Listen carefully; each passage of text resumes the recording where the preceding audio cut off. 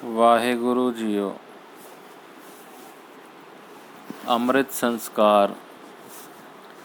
ਕੁਦਰਤ ਦੇ ਨਿਜ਼ਾਮ ਵਿੱਚ ਇੱਕ ਪ੍ਰਸਿੱਧ ਕਾਇਦਾ ਹੈ ਕਿ ਹਰ ਅਰੂਪ ਸ਼ਕਤੀ ਆਪਣੇ ਰੂਪਵਾਨ ਨਿਸ਼ਾਨ ਨਾਲ ਪ੍ਰਗਟ ਹੁੰਦੀ ਹੈ, ਤੇ ਹੋਵੇ ਵੀ ਕਿਉਂ ਨਾ।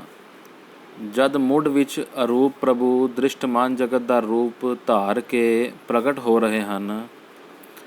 ਮਜ਼੍ਹਬੀ ਦੁਨੀਆ ਦੇ ਸਭ ਤੋਂ ਪੁਰਾਣੇ ਸਾਹਿਤ ਵਿੱਚ ਇਹ ਦੱਸਿਆ ਗਿਆ ਹੈ ਕਿ ਅਰੂਪ ਓਅੰਕਾਰ ਨੇ ਆਪਣੀ ਇੱਛਾ ਨਾਲ ਆਪਣੇ ਆਪ ਨੂੰ ਇੱਕ ਤੋਂ ਅਨੇਕ ਰੂਪ ਕਰ ਨਿਰਤਮ ਜਗਤ ਦੇ ਨਿਸ਼ਾਨ ਵਿੱਚ ਪ੍ਰਗਟ ਕੀਤਾ ਹੈ। ਇਸੇ ਤਰ੍ਹਾਂ ਹੀ ਵਿਗਿਆਨ ਵੀ ਮੰਨਦਾ ਹੈ। ਉਹ ਈਸ਼ਵਰ ਦੀ ਹੋਂਦ ਵਿੱਚ ਨਿਸ਼ਚਾ ਕਰੇ ਜਾਂ ਨਾ ਕਰੇ, ਪਰ ਇਸ ਗੱਲ ਦਾ ਕਾਇਲ ਹੈ ਕਿ ਰੂਪਵਾਨ ਜਗਤ ਕਿਸੇ ਅਰੂਪ ਸੱਤਿਆ ਦਾ ਆਪਣੇ ਆਪ ਨੂੰ ਪ੍ਰਗਟ ਕਰਨ ਹਿਤ ਧਰਿਆ ਹੋਇਆ ਨਿਸ਼ਾਨ ਹੈ। ਉਸ ਦੀ ਪ੍ਰਾਕ੍ਰਿਤਿਕ ਖੋਜ ਅੱਜ ਤੱਕ ਚਲਦੀ ਇੱਥੋਂ ਤੱਕ ਪਹੁੰਚੀ ਹੈ ਕਿ ਪ੍ਰਾਕ੍ਰਿਤਿਕ ਦਾ ਮੂਲ ਕਾਰਨ ਬਿਜਲੀ ਹੈ, ਤੇ ਬਿਜਲੀ ਇਲੈਕਟ੍ਰੋਨ ਦੀ ਹਾਲਤ ਲੈਣ ਤੋਂ ਪਹਿਲੇ ਅਰੂਪ ਸੀ। ਖਾਸ ਸਮੇਂ 'ਤੇ ਉਹ ਅਰੂਪ ਬਿਜਲੀ ਇਲੈਕਟ੍ਰੋਨ ਦਾ ਰੂਪ ਲੈਂਦੀ ਹੋਈ ਅਸਥੂਲ ਮਾਦੇ ਦਾ ਰੂਪ ਫੜ ਜਗਤ ਦੀ ਘਾੜਤ ਘੜਦੀ ਹੈ। ਭਾਵ ਕਿ ਰੂਪਵਾਨ ਪ੍ਰਾਕ੍ਰਿਤਿਕ ਜਗਤ ਅਰੂਪ ਦਾਮਨਕ ਸ਼ਕਤੀ ਦਾ ਇੱਕ ਪ੍ਰਗਟ ਨਿਸ਼ਾਨ ਹੈ। ਇਹ ਹਨ ਉਹਨਾਂ ਦੇ ਖਿਆਲ ਜਿਨ੍ਹਾਂ ਨੇ ਜਗਤ ਦੇ ਇੱਕ ਅੰਗ ਕੇਵਲ ਪ੍ਰਕਿਰਤੀ ਦੀ ਹੀ ਕਿਸੇ ਹੱਦ ਤੱਕ ਖੋਜ ਕੀਤੀ ਹੈ, ਪਰ ਜਿਨ੍ਹਾਂ ਪ੍ਰਕਿਰਤੀ ਤੋਂ ਉਤਾਂਹ ਉੱਠ ਮਾਦੇ ਨੂੰ ਬਕਾਇਦਾ ਰੱਖ ਕੰਮ ਕਰ ਰਹੀ ਵਿਆਪਕ ਮਰਜ਼ੀ ਤੇ ਮਰਜ਼ੀ ਵਾਲੇ ਦੀ ਵੀ ਖੋਜ ਕੀਤੀ ਹੈ। ਕੰਮ ਕਰ ਰਹੀ ਵਿਆਪਕ ਮਰਜ਼ੀ ਤੇ ਮਰਜ਼ੀ ਵਾਲੇ ਦੀ ਵੀ ਖੋਜ ਕੀਤੀ ਹੈ। ਉਹਨਾਂ ਦਾ ਵੀ ਖਿਆਲ ਇਹੀ ਹੈ ਕਿ ਅਸਥੂਲ ਜਗਤ ਕਿਸੇ ਸੂਖਮ ਹਸਤੀ ਦਾ ਆਪਣੇ ਆਪ ਨੂੰ ਪ੍ਰਗਟ ਕਰਨ ਹਿਤ ਧਾਰਿਆ ਹੋਇਆ ਰੂਪ ਹੈ। ਗੱਲ ਕੀ ਆਸਤਕ ਤੇ ਕੀ ਨਾਸਤਕ, ਕੀ ਆਤਮਵਾਦੀ ਤੇ ਕੀ ਅਨਾਤਮਵਾਦੀ, ਸਾਰੇ ਇਸ ਗੱਲ 'ਤੇ ਸਹਿਮਤ ਹਨ ਕਿ ਅਰੂਪ ਸੱਤਿਆ ਨਿਸ਼ਾਨਾ ਕਰਕੇ ਹੀ ਰੂਪਵਾਨ ਜਗਤ ਵਿੱਚ ਪ੍ਰਗਟ ਹੁੰਦੀ ਹੈ। ਜੇ ਜ਼ਰਾ ਖੋਜੀਏ ਤਾਂ ਇਹ ਕਾਇਦਾ ਜਗਤ ਵਿੱਚ ਰੋਜ਼ ਵਿਆਪ ਰਿਹਾ ਦਿਸ ਆਉਂਦਾ ਹੈ। ਪ੍ਰਾਕ੍ਰਿਤਕ ਮੰਡਲ ਵਿੱਚ ਹਜ਼ਾਰਾਂ ਮੀਲਾਂ ਦੀ ਦੂਰੀ ਤੇ ਬਿਨਾਂ ਥੰਮਾਂ ਤੋਂ ਖਲੋਤੇ ਡਲ ਕਰਦੇ ਤਾਰੇ, ਚੰਦ ਤੇ ਸੂਰਜ ਸਾਨੂੰ ਗ੍ਰੈਵਿਟੀ ਦੀ ਹੋਂਦ ਦਾ ਸਬੂਤ ਦਿੰਦੇ ਹਨ। ਅਸੀਂ ਦੇਖਦੇ ਹਾਂ ਕਿ ਉਹ ਬਗੈਰ ਤਣਾਵਾਂ ਤੋਂ ਤਣੇ ਹੋਏ ਤੇ ਬਗੈਰ ਥੰਮਾਂ ਤੋਂ ਖਲੋਤੇ ਹੋਏ ਹਨ। ਉਹਨਾਂ ਨੂੰ ਯਕੀਨਨ ਇਹ ਖਿੱਚ ਦੀ ਸੱਤਿਆ ਹੀ ਆਪਣੀ ਥਾਂ 'ਤੇ ਕਾਇਮ ਰੱਖੀ ਖਲੋਤੀ ਹੈ। ਦਰਿਆਵਾਂ ਵਿੱਚ ਆਏ ਹੋਏ ਹੜ੍ਹ ਇਸ ਗੱਲ ਦਾ ਸਬੂਤ ਦਿੰਦੇ ਹਨ ਕਿ ਦੂਰ ਪਏ ਪਹਾੜੀ ਵਰਖਾ ਹੋਈ ਹੈ। ਉਸ ਵਰਖਾ ਦਾ ਅਰੂਪ ਦ੍ਰਿਸ਼ ਜੋ ਸਾਨੂੰ ਨਹੀਂ ਦਿਸਦਾ, ਹੜ੍ਹ ਕਰਕੇ ਹੀ ਸਾਡੇ 'ਤੇ ਪ੍ਰਗਟ ਹੁੰਦਾ ਹੈ। ਆਕਾਸ਼ 'ਤੇ ਬਣੇ ਹੋਏ ਬੱਦਲ ਹੀ ਸਾਨੂੰ ਇਹ ਗੱਲ ਦੱਸਦੇ ਹਨ ਕਿ ਗਰਮੀ ਨਾਲ ਧਰਤੀ ਦਾ ਪਾਣੀ ਭਾਪ ਬਣ ਕੇ ਉਤਾਂਹ ਉੱਡਦਾ ਹੈ। ਜਾਨਦਾਰਾਂ ਦੀ ਦੁਨੀਆ ਵਿੱਚ ਆ ਜਾਓ। ਮੋਰਾਂ ਦੀਆਂ ਕੂਕਾਂ ਅੰਬਾਂ ਤੇ ਫੁੱਲਾਂ ਨਾਲ ਪਏ ਪਿਆਰ ਨੂੰ ਦਰਸਾਉਂਦੇ ਹਨ। ਮਹਾਵਤ ਦੇ ਬੱਚੇ ਦੇ ਧੱਤ ਕਰਨ ਤੇ ਹਾਥੀ ਦਾ ਉਹਦੀ ਇੱਛਾ ਅਨੁਸਾਰ ਤੁਰ ਪੈਣਾ ਹੀ ਉਸ ਅਰੂਪ ਖੌਫ ਨੂੰ ਪ੍ਰਗਟ ਕਰਦਾ ਹੈ ਜੋ ਹਾਥੀ ਦੇ ਮਨ ਵਿੱਚ ਅੰਕਸ ਦੀ ਮਾਰ ਤੋਂ ਪੈਦਾ ਹੋ ਰਿਹਾ ਹੈ। ਮਨੁੱਖ ਦੁਨੀਆ ਵਿੱਚ ਵੀ ਇਹੋ ਹਾਲਤ ਹੈ।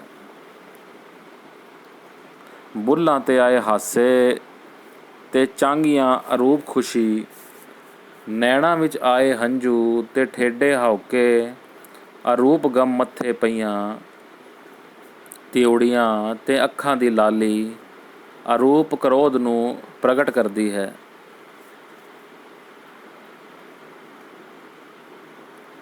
ਗੱਲ ਕੀ ਸਾਰੀ ਅਰੂਪ ਦੁਨੀਆ ਤੇ ਅਰੂਪ ਜਜ਼ਬੇ ਨਿਸ਼ਾਨਾ ਕਰਕੇ ਹੀ ਪ੍ਰਗਟ ਹੁੰਦੇ ਹਨ। ਨਿਸ਼ਾਨਾ ਕਰਕੇ ਹੀ ਬਾਦਸ਼ਾਹੀਆਂ ਦੇ ਦਬਦਬੇ ਤੇ ਹਕੂਮਤ ਲੋਕਾਂ ਦੇ ਦਿਲ 'ਤੇ ਨਕਸ਼ ਹੁੰਦੇ ਹਨ। ਉਹਨਾਂ ਦੀਆਂ ਧੁਜਾਂ ਖੜੀਆਂ ਕੀਤੀਆਂ ਜਾਂਦੀਆਂ ਹਨ। ਕਿਸੇ ਹਕੂਮਤ ਦਾ ਸ਼ਤਰੂ ਸਾਰਾ ਜ਼ੋਰ ਉਸ ਦੇ ਨਿਸ਼ਾਨ ਨੂੰ ਮਿਟਾਉਣ ਤੇ ਝੰਡੇ ਨੂੰ ਖੇਡਣ 'ਤੇ ਲਗਾ ਦਿੰਦਾ ਹੈ। ਕੌਣ ਨਹੀਂ ਜਾਣਦਾ ਕਿ ਇੱਕ ਹਕੂਮਤ ਦੀ ਥਾਂ ਦੂਸਰੀ ਕਾਇਮ ਹੋਣ ਦਾ ਤਰੀਕਾ ਇੱਕੋ ਹੈ ਕਿ ਇੱਕ ਦਾ ਝੰਡਾ ਪੁੱਟ ਕੇ ਉੱਥੇ ਦੂਸਰੀ ਦਾ ਲਗਾ ਦਿੱਤਾ ਜਾਵੇ। ਝੰਡਾ ਕੀ ਹੈ? ਇੱਕ ਲੱਕੜੀ ਜਾਂ ਲੋਹੇ ਦਾ ਪੋਲ ਤੇ ਉਸ ਦੇ ਸਿਰੇ 'ਤੇ ਲਹਿਰਾ ਰਹੀ ਇੱਕ ਟਾਕੀ। ਇੱਕ ਹਕੀਰ ਜਿਹੀ ਚੀਜ਼ ਦੇ ਪੁੱਟਣ ਨਾਲ ਹਕੂਮਤ ਕਿਸ ਤਰ੍ਹਾਂ ਪੁੱਟੀ ਗਈ? ਪੋਲ ਦੇ ਉਖੇੜਨ ਨਾਲ ਰਾਜ ਕਿਸ ਤਰ੍ਹਾਂ ਉਖੜ ਗਿਆ? ਉਸ ਦਾ ਉੱਤਰ ਬਿਲਕੁਲ ਸਿੱਧਾ ਸਾਦਾ ਹੈ ਕਿ ਇਹ ਪੋਲ ਤੇ ਟਾਕੀ ਇਸ ਕਰਕੇ ਨਹੀਂ ਉਖੇੜੇ ਗਏ ਕਿ ਇਹਨਾਂ ਦੀ ਬਤੌਰ ਇੱਕ ਪੋਲ ਤੇ ਟਾਕੀ ਦੀ ਕੋਈ ਹੈਸੀਅਤ ਸੀ, ਬਲਕਿ ਇਸ ਵਾਸਤੇ ਪੁੱਟੇ ਗਏ ਕਿ ਇਹ ਕਿਸੇ ਰਾਜ ਤੇ ਹਕੂਮਤ ਦਾ ਨਿਸ਼ਾਨ ਸਨ। ਹਕੂਮਤ ਦਾ ਅਰੂਪ ਦਬਦਬਾ ਇਸ ਰੂਪਵਾਨ ਨਿਸ਼ਾਨ ਕਰਕੇ ਪ੍ਰਗਟ ਹੁੰਦਾ ਸੀ। ਇਸ ਕਰਕੇ ਇਸ ਨਿਸ਼ਾਨ ਦਾ ਪੁੱਟਿਆ ਜਾਣਾ ਹੀ ਉਸ ਹਕੂਮਤ ਦੇ ਦਬਦਬੇ ਦਾ ਖਤਮ ਹੋ ਜਾਣਾ ਸੀ। ਇਸ ਜਗਤ ਪ੍ਰਸਿੱਧ ਕਾਇਦੇ ਨੂੰ ਮੁੱਖ ਰੱਖਦਿਆਂ ਹੋਇਆਂ 10ਵੇਂ ਜਾਮੇ ਵਿੱਚ ਟਿਕੇ ਹੋਏ ਨਾਨਕ ਗੁਰੂ ਗੋਬਿੰਦ ਰਾਏ ਨੇ ਆਪਣਾ ਨਿਜ ਸਰੂਪ ਪਰ ਪਹਿਚਾਨ ਅਮਰ ਹੋ ਚੁੱਕੇ ਨਵੇਂ ਮਨੁੱਖ ਦਾ ਅੰਦਰਲਾ ਨਿਸ਼ਚਾ ਜ਼ਾਹਰ ਕਰਨ ਲਈ ਪ੍ਰਗਟ ਨਿਸ਼ਾਨ ਦੇ ਤੌਰ 'ਤੇ ਸੰਸਕਾਰ ਕਾਇਮ ਕੀਤਾ। ਫਰਮਾਇਆ ਇਸ ਤਰ੍ਹਾਂ ਕਿ ਇਹ ਅਮਰ ਲੋਕਾਂ ਦਾ ਪੰਥ ਯਾਨੀ ਜੀਵਨ ਦਾ ਰਸਤਾ ਕਾਇਮ ਹੋਵੇ ਤੇ ਚੱਲੇ।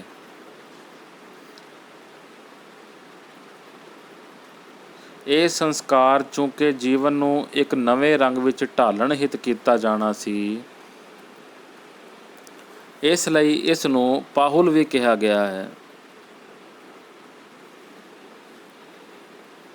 ਪਾਹੁਲ ਮਜ਼੍ਹਬੀ ਸਾਹਿਤ ਵਿੱਚ ਇੱਕ ਪੁਰਾਣਾ ਪਦ ਸੀ, ਜਿਸ ਦੇ ਅਰਥ ਪਾਹੁਲ ਚੜ੍ਹਾਉਣਾ ਅਰਥਾਤ ਖਾਸ ਕਿਸਮ ਦਾ ਰੰਗ ਦੇਣ ਲਈ ਤਿਆਰੀ ਕਰਨੀ ਸੀ, ਪਰ ਇੱਥੇ ਅਮਰ ਜੀਵਨ ਦਿੱਤਾ ਜਾਣਾ ਸੀ। ਇਸ ਵਾਸਤੇ ਇਸ ਪਾਹੁਲ ਨੂੰ ਅੰਮ੍ਰਿਤ ਸੰਸਕਾਰ ਕਿਹਾ ਗਿਆ। ਇਸ ਸੰਸਕਾਰ ਦੁਆਰਾ ਮਨੁੱਖ ਦੇ ਅੰਦਰ ਆਏ ਹੋਏ ਉਸ ਬੜੇ ਈਮਾਨ ਦਾ ਮੁਜ਼ਾਹਰਾ ਹੋਣਾ ਸੀ, ਜਿਸ ਰਾਹੀਂ ਉਸ ਦਾ ਮਨ ਇਹ ਮੰਨ ਗਿਆ ਸੀ ਕਿ ਉਹ ਆਪਣੇ ਵਿੱਚ ਅਬਨਾਸ਼ੀ ਜੋਤ ਸਰੂਪ ਦੀ ਅੰਸ਼ ਹੈ ਤੇ ਉਸ ਨੇ ਇਸ ਸਰੀਰ ਬੱਤੀ ਦੀ ਚਿਮਣੀ ਥਾਂਗ ਧਾਰਨ ਕੀਤਾ ਹੋਇਆ ਹੈ। ਸਰੀਰ ਭਾਵੇਂ ਸਮਾਂ ਪਾ ਕੇ ਟੁੱਟ ਜਾਵੇ, ਪਰ ਉਸ ਨੂੰ ਮੌਤ ਮਾਰ ਨਹੀਂ ਸਕਦੀ। ਉਹ ਅਮਰ ਹੈ। ਇਸੇ ਲਈ ਇਸ ਸੰਸਕਾਰ ਦੇ ਉਹ ਆਦਮੀ ਅਧਿਕਾਰੀ ਸਮਝੇ ਗਏ ਜੋ ਆਪਣੇ ਜੀਵਨ ਨੂੰ ਮਹਿਸੂਸ ਕਰ ਜਗਤ ਉਪਕਾਰ ਹਿਤ ਆਪਣੇ ਸਿਰ ਹਥੇਲੀ 'ਤੇ ਰੱਖ ਸ੍ਰੀ ਗੁਰੂ ਦੇਵ ਜੀ ਦੇ ਕਹਿਣ 'ਤੇ ਸਾਹਮਣੇ ਆਏ ਤੇ ਜਗਤ ਸੇਵਾ ਲਈ ਸਿਰ ਦੇਣ ਵੱਲੋਂ ਬੇਪਰਵਾਹ ਹੋ ਗਏ। ਹੁਣ ਨਵਾਂ ਮਨੁੱਖ ਚਲਣ ਪ੍ਰਕਟ ਤੌਰ 'ਤੇ ਬਣਾਇਆ ਜਾਣ ਲੱਗਾ। ਚਲਣ ਕਿਸੇ ਨਾ ਕਿਸੇ ਰੂਪ ਵਿੱਚ ਪਿਛਲੇ ਯੁੱਗ ਵਿੱਚ ਵੀ ਬਣਾਇਆ ਜਾਂਦਾ ਸੀ, ਪਰ ਉਸ ਦੇ ਬੁਨਿਆਦੀ ਤਸੱਵਰਾਂ ਵਿੱਚ ਗਲਤੀ ਰਹਿ ਜਾਣ ਕਰਕੇ ਸਾਰੇ ਜੀਵਨ ਵਿੱਚ ਭੁੱਲ ਵਿਆਪ ਜਾਂਦੀ ਸੀ। ਭੁੱਲ ਦਾ ਜ਼ਿਕਰ ਪਿੱਛੇ ਹੋ ਚੁੱਕਾ ਹੈ। ਇਸ ਨਵੇਂ ਜੀਵਨ ਸੰਸਕਾਰ ਸਮੇਂ ਪੂਰਨ ਗੁਰੂ ਨੇ ਇਹ ਖਿਆਲ ਰੱਖਿਆ ਕਿ ਨਵੇਂ ਮਨੁੱਖ ਦਾ ਜੀਵਨ ਹਰ ਪਹਿਲੂ ਤੋਂ ਮੁਕੰਮਲ ਬਣਾਇਆ ਜਾਵੇ। ਨਾ ਕਿਸੇ ਸ਼ਕਤੀ ਦੀ ਤਰੁੱਟੀ ਰਹੇ ਤੇ ਨਾ ਕਿਸੇ ਦਾ ਮਰਿਆਦਾ ਤੋਂ ਵੱਧ ਜ਼ੋਰ।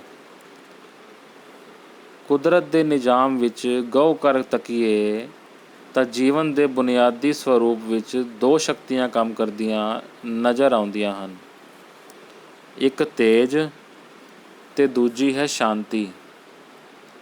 ਇਹੋ ਹੀ ਬਨਸਪਤੀ ਦੇ ਜੀਵਨ ਵਿੱਚ ਪਾਣੀ ਤੇ ਧੁੱਪ ਦਾ ਰੂਪ ਧਾਰਨ ਕਰਦੀ ਹੈ। ਇਹੋ ਹੀ ਕਲਾ ਸ਼ਕਤੀ ਦੀ ਦੁਨੀਆ ਦੇ ਵਿੱਚ ਪਾਣੀ ਤੇ ਅੱਗ ਰੂਪ ਇਕੱਠੀ ਹੈ, ਸਟੀਮ ਉਪਜਾਉਂਦੀ ਹੈ। ਇਹੋ ਹੀ ਫਲਾਂ ਦਾ ਰੂਪ ਲੈ ਬਾਗਾਂ ਵਿੱਚ ਕਰੜਾ ਸਿੱਕੜ ਤੇ ਨਰਮ ਗੁੱਦੇ ਦਾ ਰੂਪ ਪਕੜਦੀ ਹੈ। ਇਹੋ ਹੀ ਫੁਲਵਾੜੀ ਵਿੱਚ ਫੁੱਲ ਤੇ ਕੰਡਾ ਹੋ ਦਿਸ ਆਉਂਦੀ ਹੈ।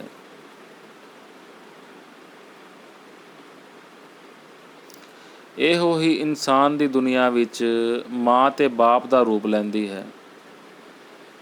ਪੁਰਾਤਨਤਾ ਇਹਨਾਂ ਵਿੱਚੋਂ ਆਮ ਤੌਰ 'ਤੇ ਇੱਕ ਸ਼ਕਤੀ ਨੂੰ ਪ੍ਰਵਾਨ ਕਰ ਦਿੰਦੀ ਸੀ।